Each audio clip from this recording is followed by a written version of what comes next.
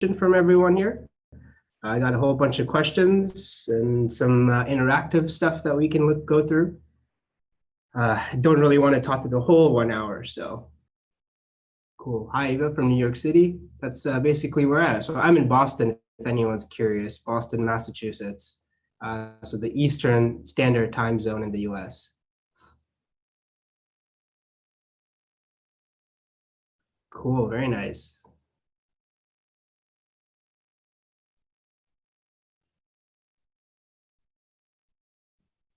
Oh yeah, definitely come out to the East Coast. You love it. It's very different from LA, Simon. Hi, Shelly. Nice to meet you. Bangkok, I've been there a couple of times. It's always a great place to be. All right, I think it's 9 o'clock. Everyone's gonna start posting their hellos. Where are you from? Good morning, good afternoon, good evening. But we'll try to get started here because we've got a very exciting. Oh, you want me to move my video window to the top? Not so sure what that means. Can you not see my video? Can you not see me?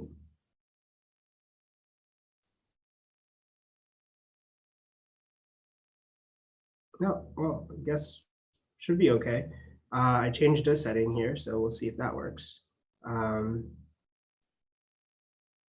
Oh, I see what you're saying. Okay. Let me see if I can share. Is that better? Yeah? Okay, good. If you could see my slide, that's great. Let's get started, everyone. So welcome to this webinar, another set in the Design Thinking Skills series. Today's webinar is a very cool topic, a very exciting topic, and just another one of those steps that you'll go through as you do your projects and your assignments. This is called the Personas and Customer Journey Maps webinar. Before we get started, I want to make sure that we do some housekeeping. Make sure that your speaker is obviously turned on because there's going to be a video in this. And when you have questions, please try to post them in the Q&A box in Zoom, not in the chat window, because the chat window scrolls up really fast. And the Q&A window helps me answer questions that I might not have answered during the webinar so that I can answer them for you later on, because that box gets saved. The chat window obviously does not get saved. And I think you've all figured this out by now since you've done a couple webinars, but make sure your chat window is set to send messages to all panelists and attendees. By default, it's always set to all panelists. I don't know why, but please make sure that you change it to all panelists and attendees so that everyone gets to see what you're typing in the chat window. Cool. If everyone's good with that housekeeping rules, let's get started. So where are you right now in your learning journey at this course in design thinking?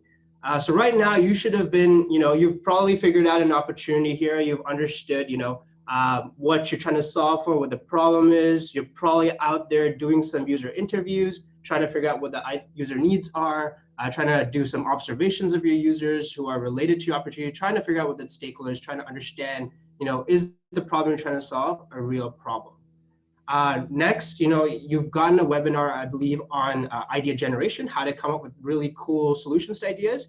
You might not have done any solutions yet because you're probably still working on trying to narrow down, what those user needs are and what those insights are, the primary insights are from your user research. But the ideation step, which is step 3 here, is very important. You've learned how to do it already from a webinar, I believe, by Jenny.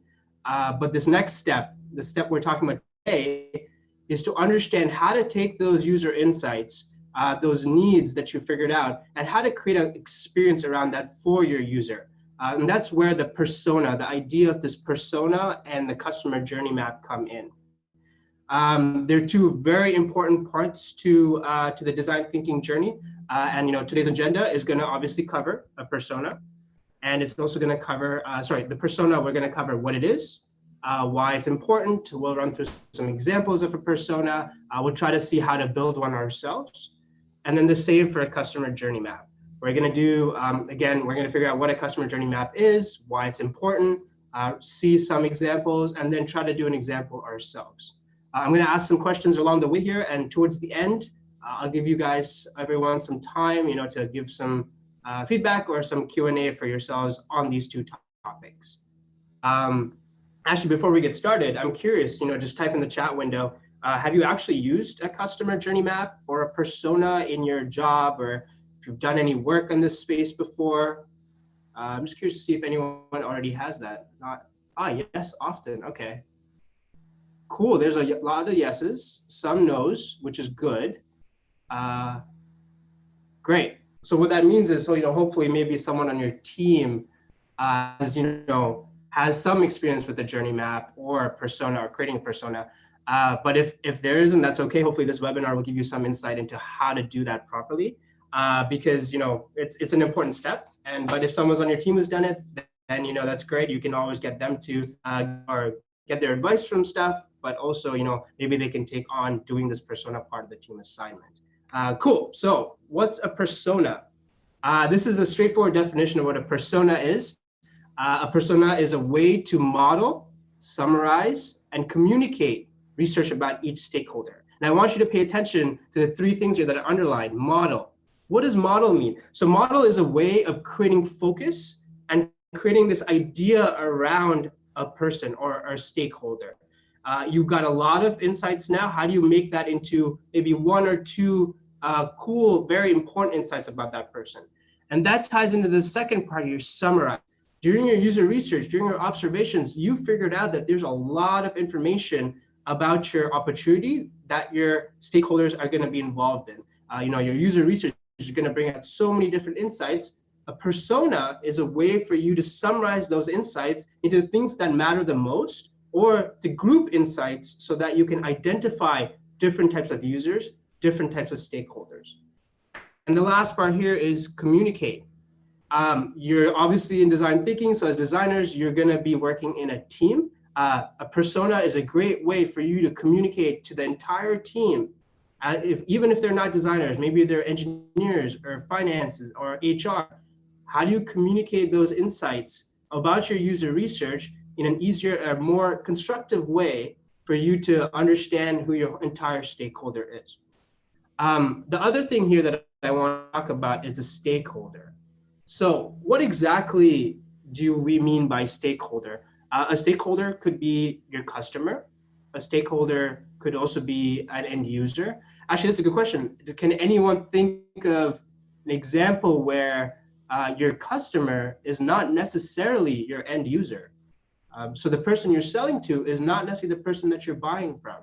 Any ideas around who that could be? Any spaces there? Anyone? B2B, pharma, yes. Doctor and patient, that's a really good one.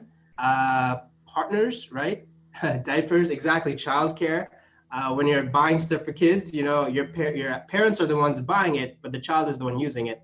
Yes, insurance policies, very good. Distributors, yeah, these are all great answers where your end user is not necessarily your customer, so not someone you're buying with, but your end user and your customer are a stakeholder. They are people that are going to be using or interacting with your solution in some way, and that's why they must have a persona.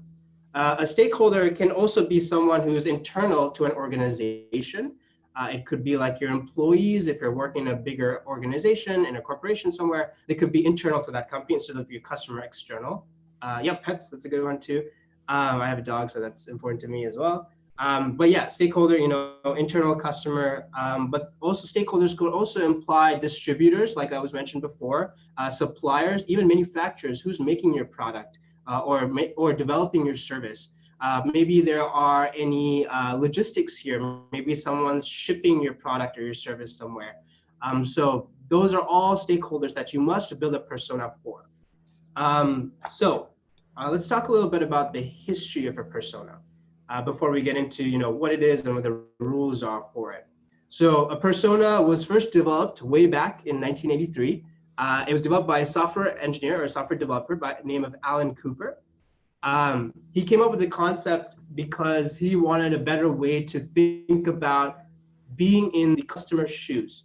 He wanted to play the role of the customer so that he could understand them better, understand what their needs are, and understand what he's solving for. Like the problem he's solving for, he's only going to be able to do that by stepping in the shoes of the customer. I've done this before where, I'm an engineer by trade, but I've stepped into a retail store to see how the products I'm making are impacting the customer. How are they using it? What are their pain points with it? So that's a really good way for you to be engrossed in the customer experience. And a persona is a great way for you to gather all that information into one template, one slide deck. Alan Cooper actually also wrote a book about this process and just about the design process in general. It's called The Inmates Are Running the Asylum, which is an interesting name because, the prisoners are the ones who are running the asylum, as opposed to, the asylum trying to do any design thinking to improve the experience for the inmates. I'm curious, can anyone think of other examples where the inmates are running the asylum? I can think of a couple right now off the top of my head. Just shoot it out into the chat window, where you think that the people who are using the product are the ones who are running it. Schools, yes, love it. That's exactly what I was thinking about. Government is another one, where the people or the people in policy, business-oriented hotel. Yes, that's another good one, where the hotel experience is kind of dictated by the hotelier as opposed to designing a good process for the end customer. Government was a good one. Schools is a good one too. But yeah, those are great examples of where inmates are running the asylum. It's a great book. Please try to pick it up if you want. Contact me if you want to know the exact, the details, like the ISBN number for the book and stuff. Cool. Okay. So some rules when creating the persona. Persona is a very interesting thing because usually it looks, if you've seen one before, it looks like it's a real person, but it's depicted really as a stakeholder group, but is not necessarily a real individual. So the person that the persona is made for is not necessarily someone who exists in the real world, but embodies a group of individuals. They're fictional characters. You create them based on your user research in order to represent the different type of users that you've interviewed, or people that might be using your service or your product. It's an imaginary character, very important, but it's got real world qualities. It's got demographics like age or gender, marital status, type of job and income. It's got goals and feelings and things that encompass your entire stakeholder group. But is not necessarily one particular real individual. And we'll go into some examples so that you can get what stakeholder group means and how it's different from an individual person. So that's the first rule. It's not a real person, it's a fictional person, but it's depicted as a specific stakeholder group. It represents people within the group. So if you're interviewing maybe 10 different people, maybe they're all not the same type of persona. Maybe they'll have 3 different types of personas. One could be, your end user. One could be the customer. One could be the manufacturer. One could be the policy person. So they're different stakeholder groups, but they're each going to have one persona. Another very important rule, and I guess this is not a rule, but these are all really recommendations. The other important rule here is that personas, the way you create one is not from what you believe is true, but only from observations and interviews. You cannot create facts about a persona that are not coming from observations and interviews. What that means is everything that you've done so far in your user interviews, those are the only data points that you can get to create a persona. And this is important because this has happened to me in the past before when I was first learning this process. You tend to stereotype a persona, and that's really bad. You cannot stereotype a persona because that means you're bringing in your own assumptions about a certain stakeholder group. And that is, I mean, it's not correct, first off. And it's a poor way of doing this because if you interview for a stakeholder group, will persona include all attributes, most of the members? Yes. It would include common attributes, but this is another power. Niraj is asking a question here about, will it include all the attributes or common attributes amongst the members that you interview? The power of the persona is that, yes, you will get to see what the common things are and what the not so common are, and split them up into different stakeholders, different personas. If there's common things with the same stakeholder, then they all go into one persona. If there are different things between different stakeholders, they'll go into 2 different personas. But here, just to hone in on point 3 here, you have to get these good, these good ideas from observations and interviews. You cannot make them up on your own. You cannot do any, maybe you can do some background research on the internet or from reading, from your own experience, but that should not be the key focal point of where you get this data from. You have to create a persona from observations and interviews. So here's a sample persona. This is a pretty standard, this is what it kind of looks like. This is what the template is. And they come in different shapes and colors and forms and stuff. But generally, they have some key elements that are pretty common across a persona template, if you can call it that. Here, this one's Clark Andrews. Now, again, Clark Andrews is not a real person. It's an embodiment of a group. It's a stakeholder group. But it seems like for this persona, Clark is trying to, become healthier. He's trying to cut down on unhealthy eating and drinking habits.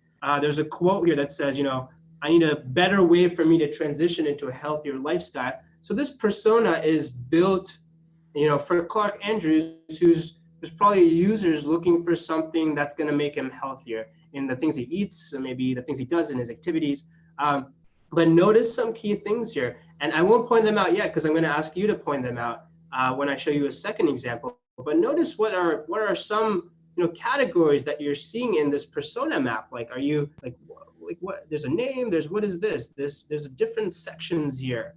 I just want you to keep in mind, what those are. And I show you here another persona. This is Jill Anderson. Very similar template. But she's looking for something different. She's looking for something that will help her business planning trips. Some sort of app or service or software. What are the different types of things that she needs? And again, she's looking like, there's different parts here. I'm curious, are you guys noticing anything that is common across these two examples? Like, what are we seeing here? Just name out, there's some good things. Demographics, good, Bharti, that's correct. Demographics is important. You got some quotes, yes, very important. You got goals, classifications, MBTI, love it, yes, that's a good personality stuff. Trying to understand what their personality is, yes. Profiles, motivations, values, love it. Barbara, that was great. Yes, there are so many little different things here that build up a persona in these two examples. So pain points, actually pain points, Binu, it's funny that you say that. We'll actually get to pain points a little later on. Yes, there can be pain points in a persona, but yes, it'll actually see pain points in a better picture when we do the customer journey maps.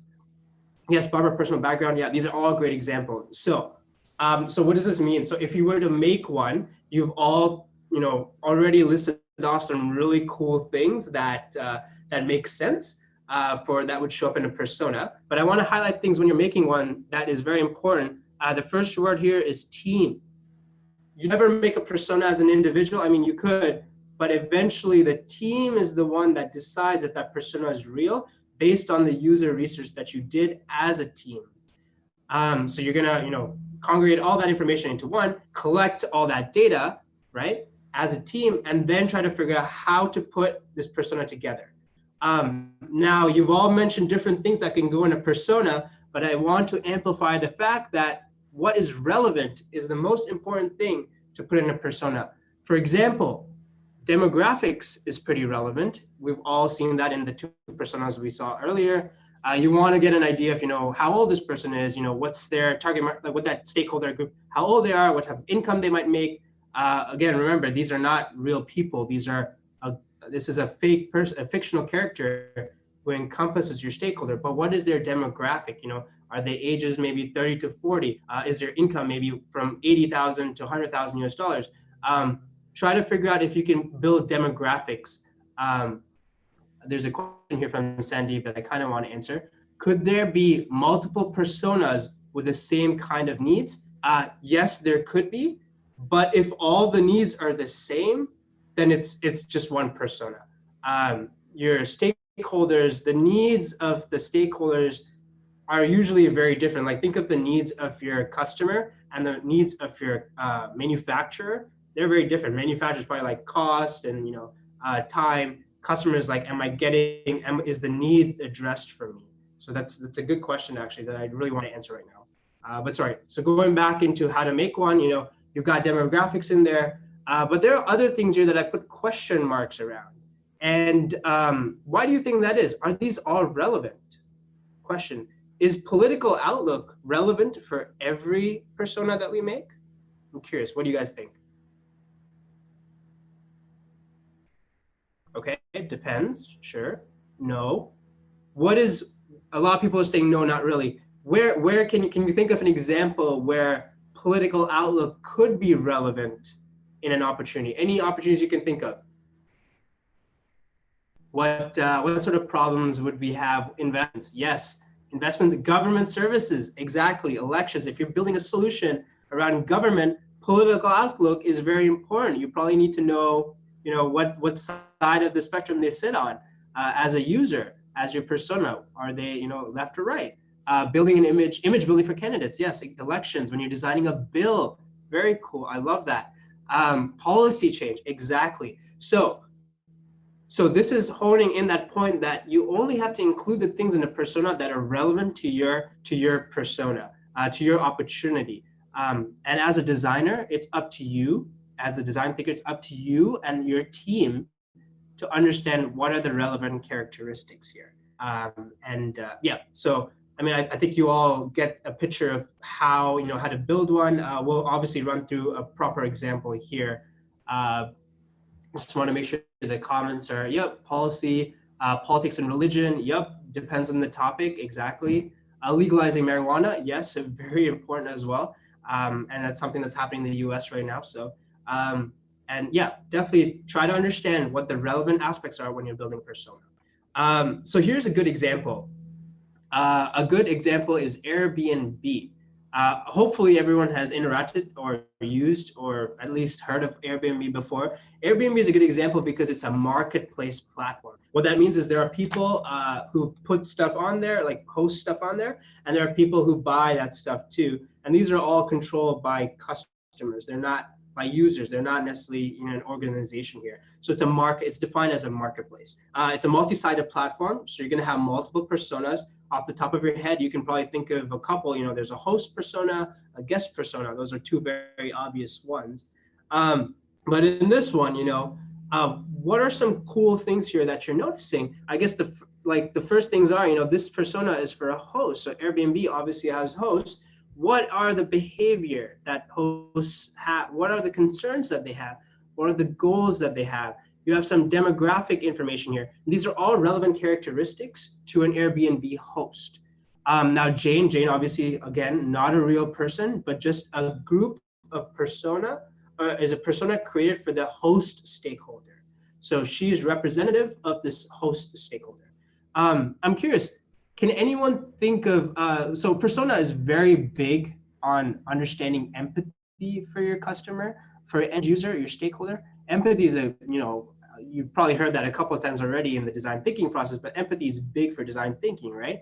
Can anyone point out, there are 3 things on this little example here where empathy is a huge factor in this persona card.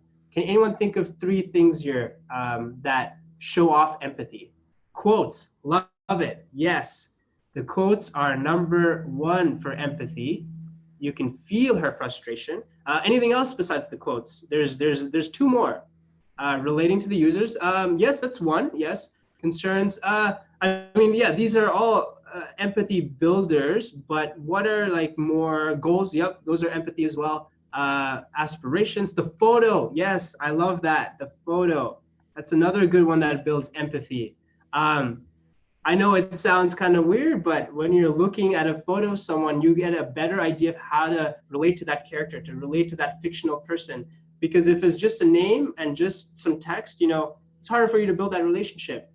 Putting a photo in there is an empathy building exercise. You're trying to figure out, this person is who I'm designing for. The colors, yes. The fake name, yes, that was the 3rd one. Yeah, I love it. The fake name is the 3rd one, Jane.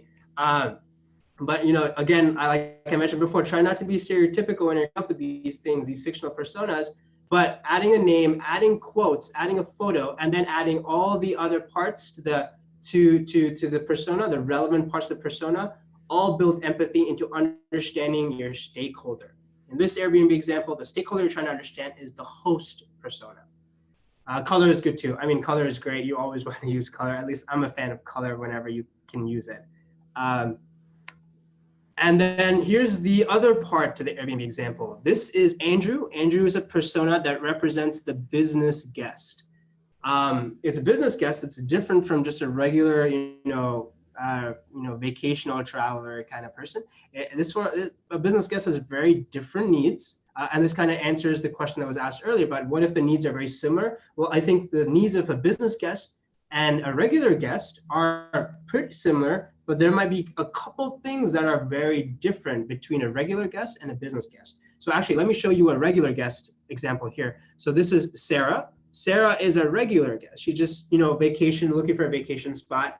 She's going on Airbnb to look for a place to stay. Things for her are, I treasure simple things in life, beach, warm weather. I like to know what to expect before I arrive. This is a quote, and that tells her she's more of a vacation traveler.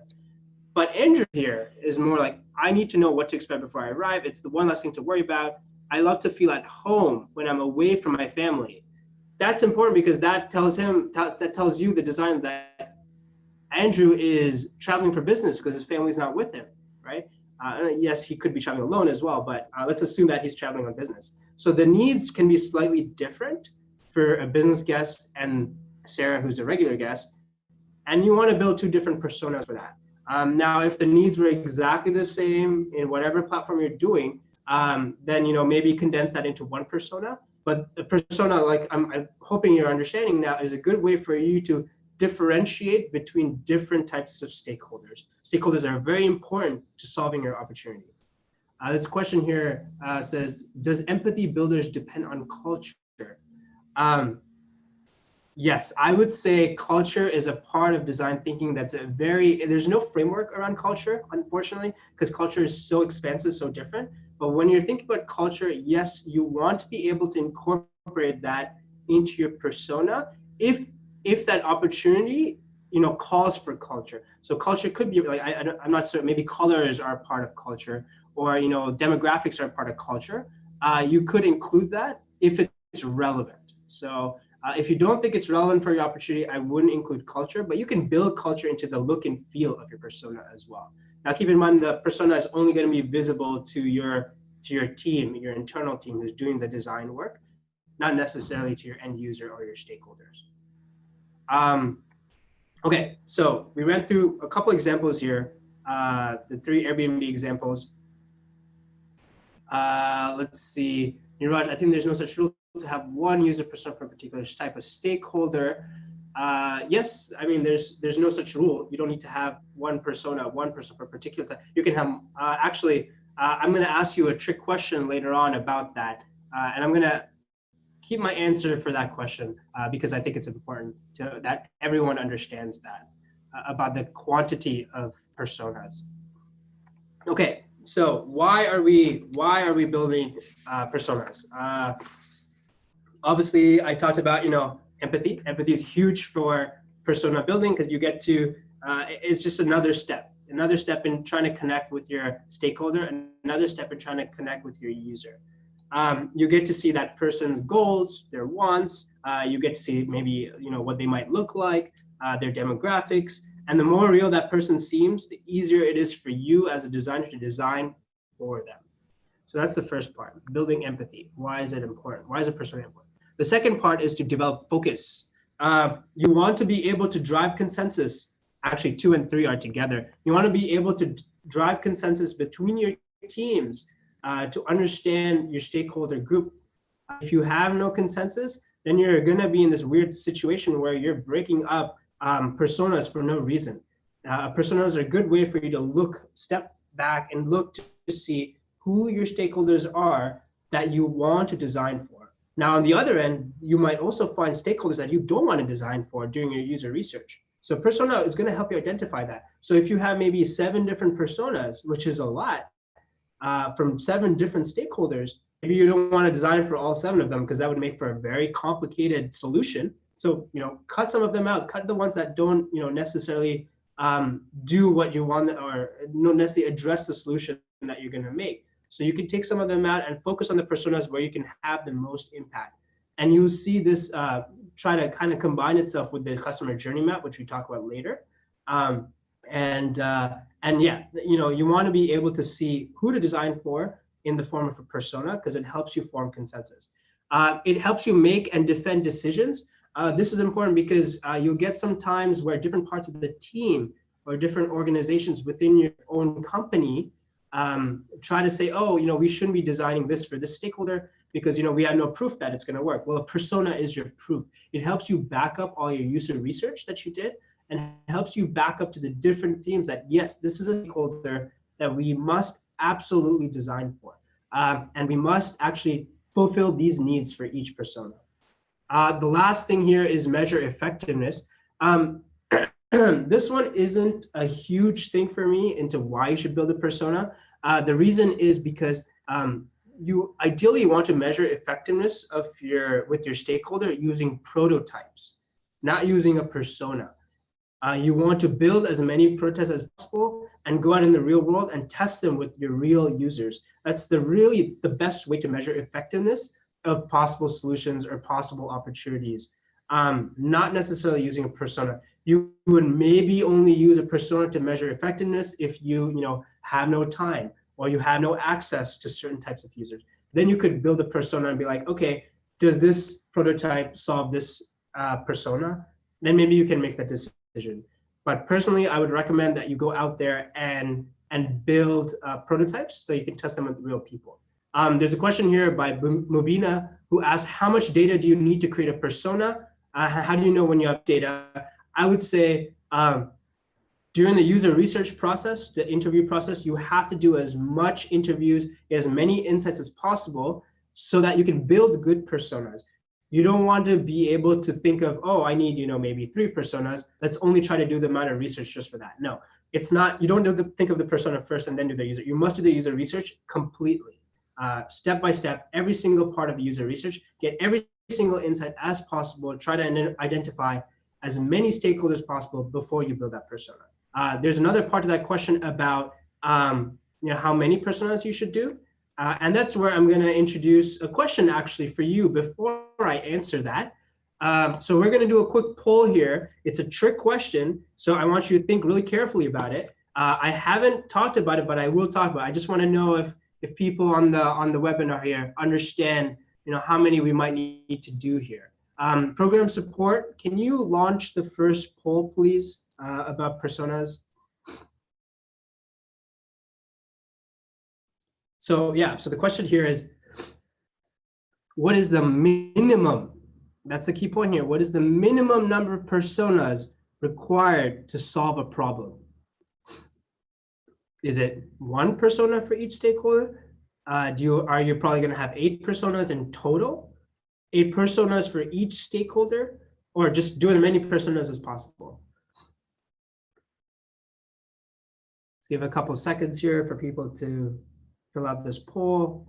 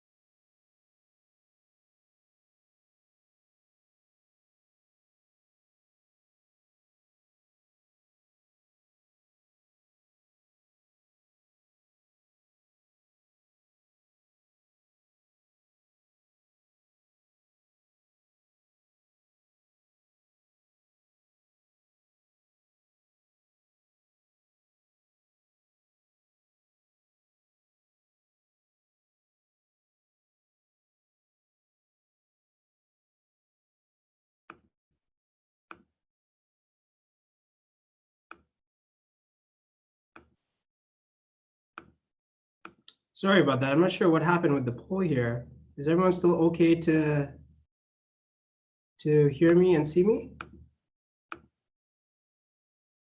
Oh, okay, good. Sorry about that. I have no idea what happened with the poll.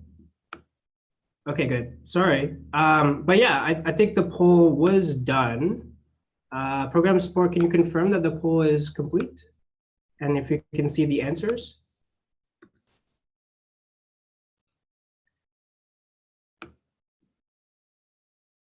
Okay. All right, well, I'm sure you guys can see my slides as well, right? Okay, good. Great. So the answers, well, the answer to that poll was, let me see if you can see the slide actually.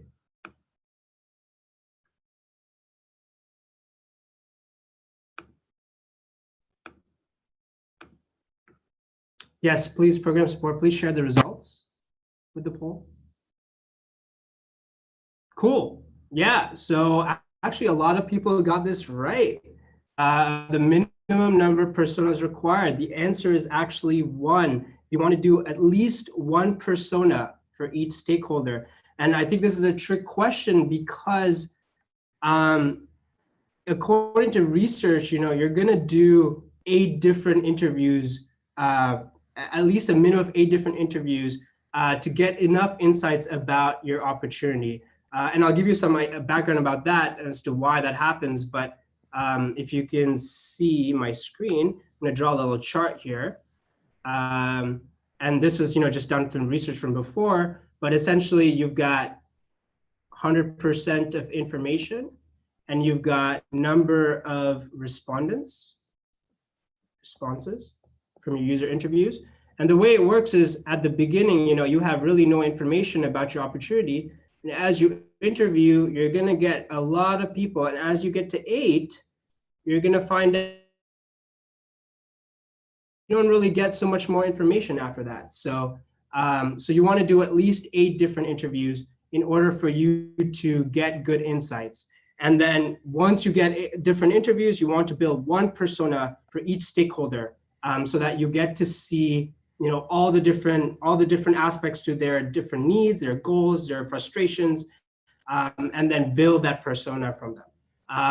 Okay, so I will now switch over to the next section here because I don't want to run out of too much time about customer journey maps.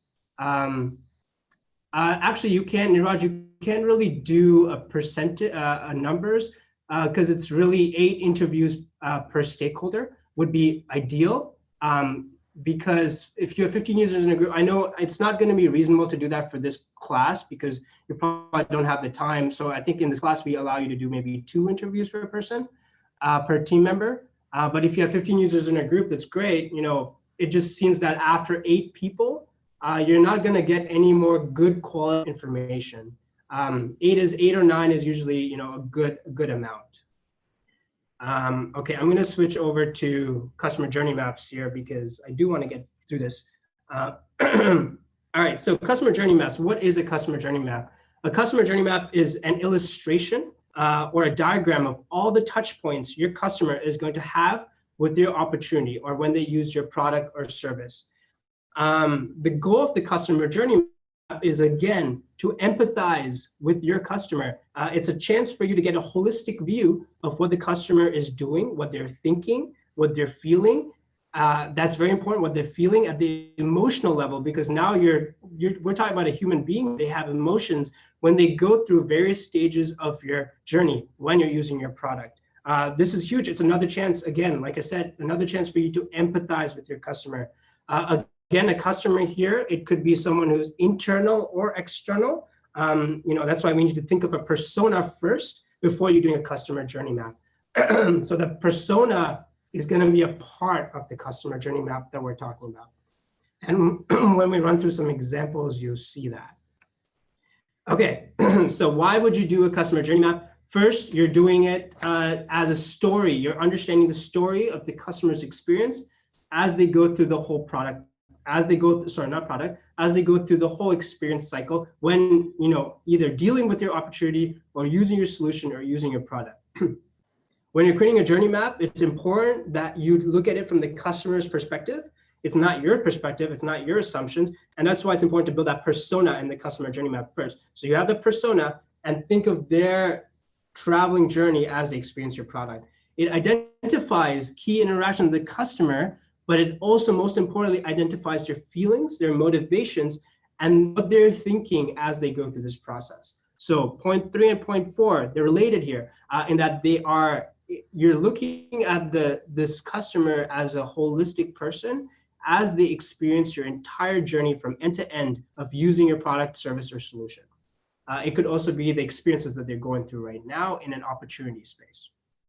So what do customer journey maps look like? They come, again, just like personas, in very different forms, shapes, sizes, colors. This one that we're showing here, this is Tina, again, a persona who's a fictional character, but this is her stakeholder journey, her customer journey, while she's, I believe this example is for a fitness class.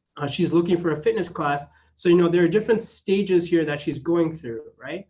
As she's going through the customer journey map. And you want to be able to understand these different stages through her cycle for whatever that opportunity is. Here's another one. This one's a little bit more complex because it's got, it's talking a little bit more about emotions here, where Michael, that's this persona, Michael is looking for a way to find contact information for an elected official.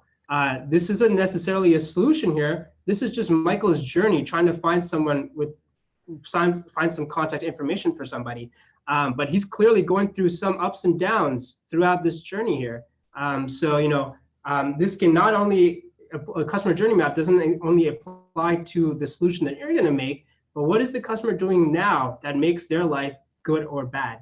And here's another one. This one's a more complicated journey map here, but it's great because I like it because it tackles not just the customer's journey, but also how the customer's specific stages here relate to parts of the business and relate to KPIs in the business.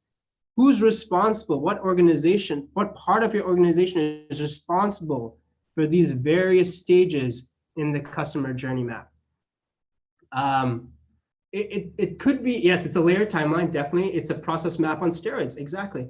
It's on steroids because you're thinking about the empathy part of the customer here, not necessarily just the processes that they're going through. You're looking at the process, but then also looking at how they're feeling as they go through this process in order for you to identify things called pain points. You've heard that term before, pain points. Well, if you're sad, like here, that's a pain point that you probably want to address in your customer journey map, right? And we'll talk about this when we're making one here. Okay, so if you were to make one, this is a template that I like to use here. That's pretty standard. And yeah, you'll get data. I'll share all this with you guys as well. But in this template here, the key parts to a journey map are 3 zones. Zone A is the lens. It's how you're looking at your scenario, your opportunity, your space.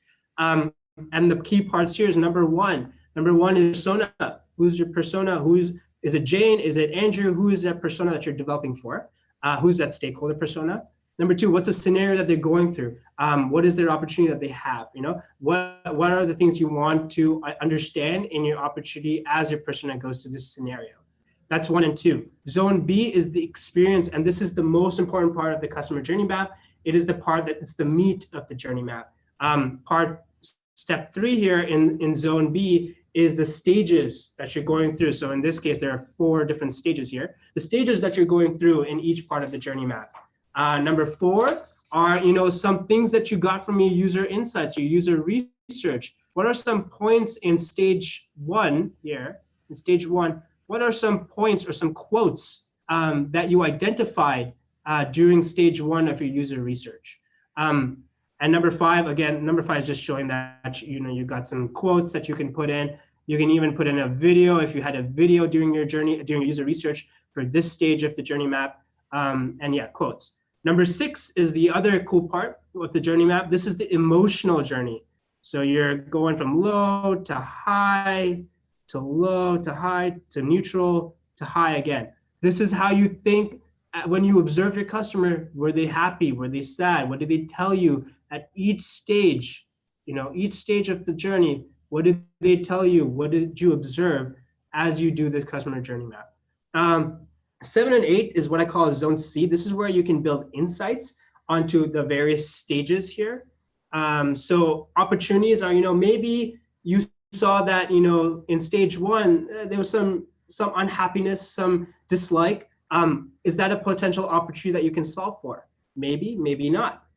You want to be able to figure out, who, this isn't really relevant for this class's project, because internal ownership, step 8 here, really is for an organization or a larger team that's doing a customer journey map. But it's important for you to know that if this stage is stage 1, if stage 1 is done by a certain team in your organization, they're the actual owners of it. They're the ones who are going to have to go out there, collect data, identify opportunities, and put it into this customer journey map. So step 8 is actually important in the real world when you're doing this in your organization.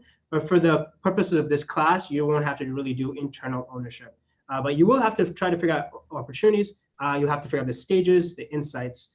But yeah, so these are the 3 zones that make up the customer journey map. And then here, let's do a really quick example about how to do one for vacation air travel. So I put down the main stages here for vacation air travel. These are the main stages. Let's do maybe 1 or 2 of these. Let's do the first one. At home, you're looking at going on vacation. You're trying to buy tickets. Do you think you'll be happy about that, or sad, or neutral? What do you think? Depends. Happy, excited. Yep. So you're probably excited. You're looking up places to go. You're probably happy looking at ticket prices. So your thoughts are, yeah, I'm excited. I want to do this. I'm happy. Ideation, there's really nothing to ideate there. You're already good, But now let's say you are looking at ticket prices, and the ticket prices are pretty, they're pretty high. So maybe you're actually sad about it or frustrated. So maybe now you might want to do some ideation to bring this sad to maybe a neutral state. Let's try a different one here. Let's do the luggage check-in at the airport. Let's try that one. Do you think that's a good process, a happy process currently? What do you think? If you're doing luggage check-in at the airport, it's very unhappy. Okay, you're frustrated because you probably have to pay for it, or you're overweight, you have to take apart your luggage. Oh, it sucks. I hate that part. So you're definitely over here, right? Maybe if you got status with an airline, maybe you're in the neutral phase, but nobody really likes the check-in process, right? Because you have to wait in line. Oh, it's the worst. So maybe this is something here. Now you've got, I'm just gonna write worst here because it's the worst. But here you wanna ideate and create something to maybe bring that up to the neutral or even to the happy phase. So I'm just gonna show you what, the journey, and when you do the different stages, you'll go through a journey map like this. You'll see the emotions. You'll start to come up with ideas for each one. You'll start to understand some insights for each one. And ideally, you're going to get to something like this. This is the final. This is what it would look like. And yeah, you could have a bellboy. Exactly. That's a good solution here for, possibly that waiting check-in period. But yeah, you're going to build the journey map just like this. This is a good journey map for this class because it's pretty straightforward. It's simple. It's breaking down the stages. It's going through an emotional journey. It's got some thoughts about what the customer is thinking as they go through the journey. And you could come up with some ideas around this. One thing that I do want to talk about in this customer journey map, and it's a question actually for you all, is do you want to be able to change every single step of the luggage, of the check-in experience or the air travel experience from a sad state to a happy state? Or do you want to go from happy state to a sad state? Do you ever think you want to go back and forth? Do you always want to be all happy in your vacation air travel experience? No? Okay. Some people are saying all happy. Okay. Some people are saying no. And I'm going to ask you later on in another poll why you think, and I'll explain to you why might be the answer is no, or why the answer could be yes. But we'll get into that in a little bit. Before we do that question, though, I want to show you a good example of a company that's doing journey maps currently in service as a service, Coca-Cola.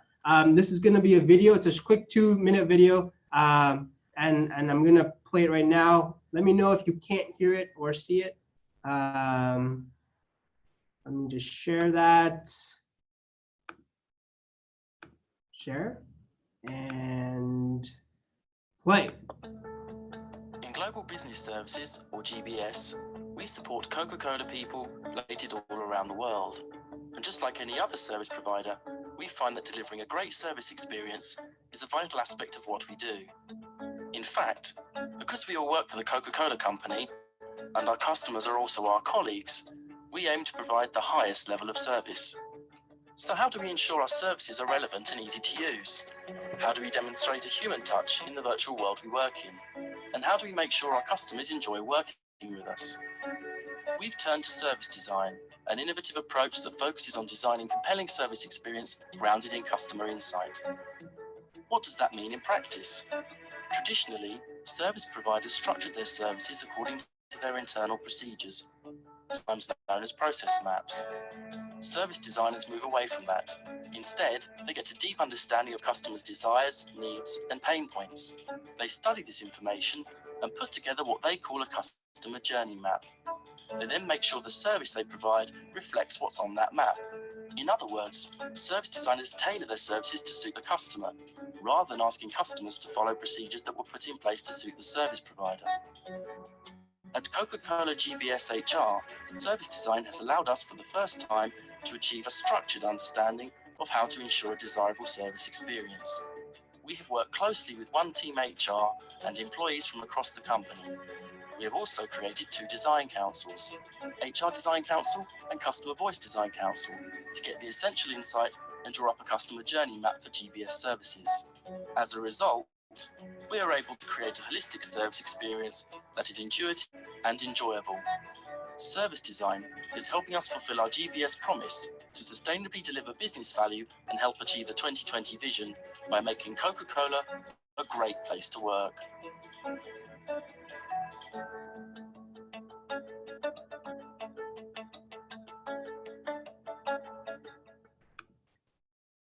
Great. So what do you guys think of that video? It's cool, right?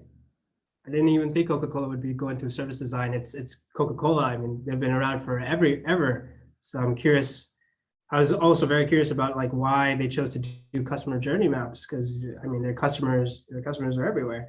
Do they even need to go through an innovation process or design thinking process? But apparently they do. I definitely think it's important. It's a very good service design example.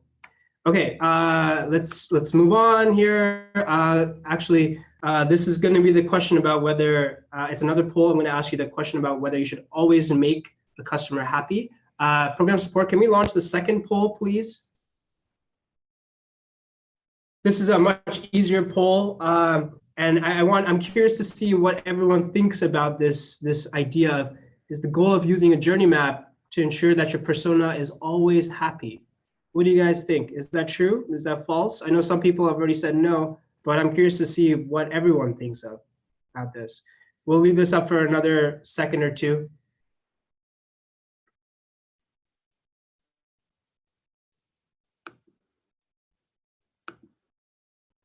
All right, let's see the results. Program support.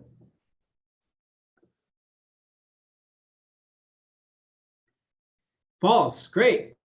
But to answer the people who did answer true to this, most people answered false, but some people did answer true. The answer to this question is no, it's false. And here's why.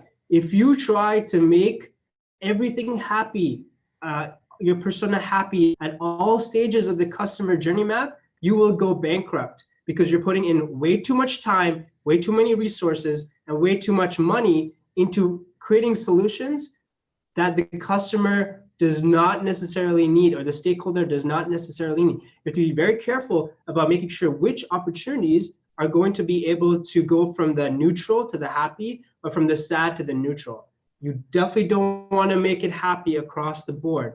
And the other cool part about customer journey maps is that the customer journey map will also show you where you might be being wasteful, where to reduce waste. So if you've got green across the board in your customer journey map, you might want to bring it down a little bit in some places where you're wasting too much money, you're wasting too much, too many resources. So maybe you take a customer journey map from the happy at one stage to a neutral in the other stage. I don't necessarily think you should take it from a happy to a very sad stage.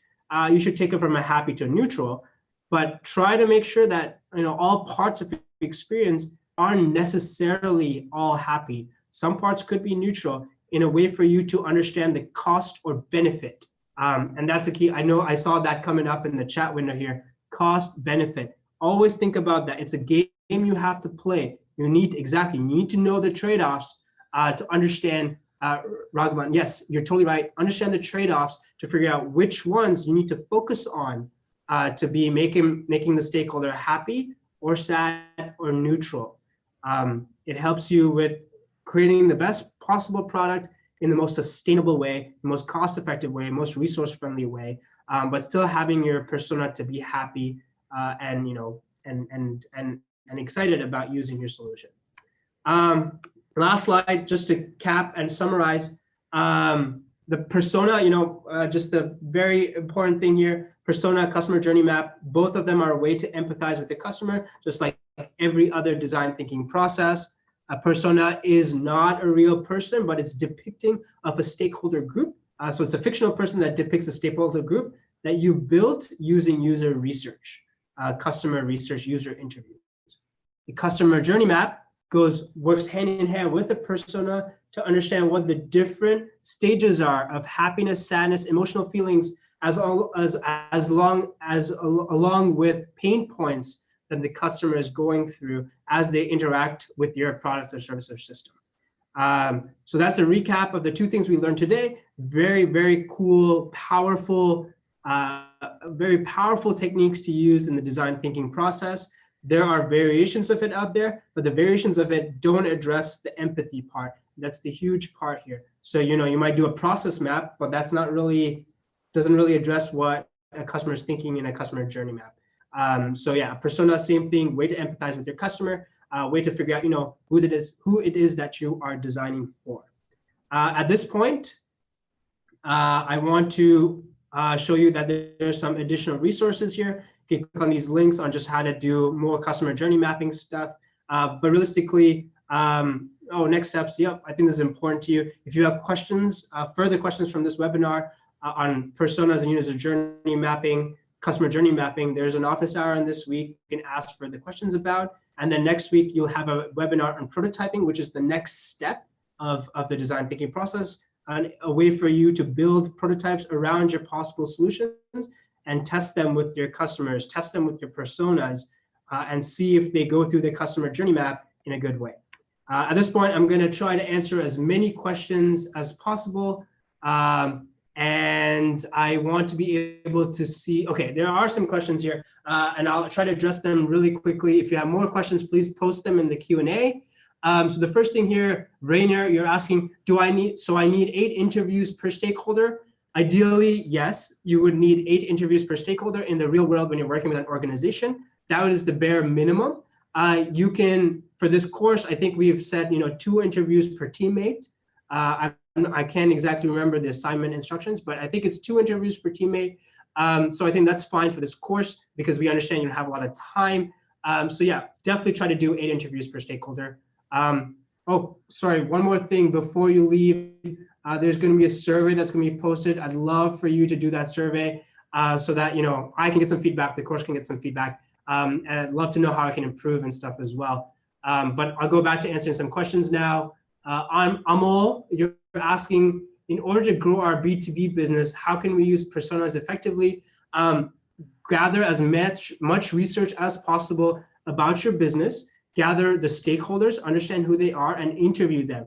Go out and figure out what their needs are in order for you to explore certain opportunities. Once you figure out what their needs are, now you can build stakeholder persona maps, stakeholder personas for them. Do a journey map to figure out what parts are hard for them, what parts are easy for them. So yes, do the user research, build personas, do customer journey maps, and prototype and test various solutions with your B2B business. This doesn't, because it's B2B, doesn't mean you can use design thinking process for B2B, B2C, marketplace, whatever. Digital, hardware, physical, service, it doesn't matter. You can use it across the board. Frank is asking, is the customer journey related to job to be done in a value proposition. That's I'm not exactly sure how to answer that question. Frank, I think I might answer that question offline to you because I think I need to clarify a little bit more about what job to be done probably means. Binu is asking, is it possible to show journey maps for multiple personas on one diagram, like a metro map? That's a great question. Personally, no. I think that you should do it for one specific persona because a persona is still a very big group of people, right? It's a stakeholder. It's a whole bunch of people. So ideally, you want to do it for one persona. So if you think of the Airbnb example, you want to do a journey map for the host. You want to do a journey map for a guest. But when you're doing for the journey map for the guest, maybe you can combine the journey map of the guest, who's the business guest, and then the vacation guest. That would probably fit on the same journey map, I believe. But when you're doing the journey map, you'll understand, oh, the needs of the host are very different. They go through a very different journey, and you want to split those up. Let me see. There's some more questions here that I can answer. I know it's 10 o'clock, by the way, everyone. Thank you for your time. Program support, we should post that survey link, but please fill out that survey before you leave. And if you need to leave, I'm going to keep answering some questions here, but if you need to leave, the webinar is over. And thank you for joining. I hope this is good for you. But yeah, I'll keep answering some questions here. Okay, so Vinci is asking, when we talk at a persona, can we take real world examples or rather real problems? A persona is, you're still getting a persona, building a persona from real world insight, real world research. So you could, I see what you're saying. So yes, you could totally use it for a real world problem, but you could also use it for a real world example. It's really up to the opportunity that you're trying to solve. Thank you, everyone. I see the comments. Thank you for the thanks. But yeah, Vinci, you can use either example or the problem. It depends on that opportunity, and that's a little trickier to answer. If you want to, feel free to send me a message offline. We could talk more about whether you should be using an example or a problem when you're developing the persona. Palanso is asking, I have 1,500 internal stakeholders. How do I set up questionnaires in a process to describe at least one persona? Great question. I have had this issue before where there are too many. The first step is to be able to break down those 1,500. And the way you do that is through the user research process. So the first step is maybe you might want to do a questionnaire. You might want to send out a survey to see if you can narrow down the type of people that you want to interview. Once you do the interviews, once you narrow it down through that survey, now you start, maybe you might have, 100 people. Maybe now you want to interview those 100 people. And now you might see, now you've got a group of people that you can try to break down into personas. So it's basically a decomposition problem. If you have 1,500 people, you won't be able to break it down using whatever user research methods that you have learned about before in order for you to try to figure out how to get to that one persona. I think with 1,500 internal stakeholders, you're most likely not going to get one persona. You're going to get at least maybe 3, 4, maybe 8 different personas. You can have as many personas as you want, but you need at least one minimum. You can make at least 10, 20 if you want, but you must have at least one. And with 1,500, I think you're going to get a lot. What is the difference between a stakeholder and a user? A stakeholder is generally a segment or a market segment. It is a group that contains multiple users. So you might have one stakeholder, but multiple users that live under that stakeholder segment. Think of it as an umbrella term. So a stakeholder is a whole group of people, and you have multiple users that sit under that user space. Ramesh is asking if a persona needs to be a person, or can it be a business or a company, etc. Good question. I personally prefer if it's a person, because it might be a little harder to empathize with a business or a company. Although that's not entirely, if I saw like a persona for sick kids, then maybe I might be more empathetic towards them. But ideally, Ramesh, I think it would be easier for you to understand as a persona, as a fictional person, then rather than a business or a company. Because think about if you want to do a journey map with that, how are you really going to do a journey map for a company experience? It has to be a person's experience. So I think it makes more sense for a persona to be a person than it does to be a business or a company. And I think those are all the questions that I have in here. If you have more questions, obviously you can send me an email offline or a message offline. I think that's it, everyone. Thank you for your time. Please fill out this survey. I know we're 5 minutes over. I'm going to end this session in a bit. Hope you have a good rest of your week. Donna, I know I have a question for you. I will definitely send you a message later. Thanks, Deborah. Thank you for participating. I totally appreciate your time and hope you've learned something as well. Vinci, you can send me a message offline through Canvas, or you can also send me a message to your course leader with the same question. They can definitely answer that exact same question that you have as well. Yeah. Or you could send a support. I mean, there's a couple, mostly in Canvas is the best way, Vinci, for you to get in touch with me. You can also add me on LinkedIn if you want, and then we can talk on LinkedIn as well. Yeah. Cool. Thanks, everyone. I think program support, I think we can end this session here. I do want to make sure that I get these questions from the Q&A saved. So thank you.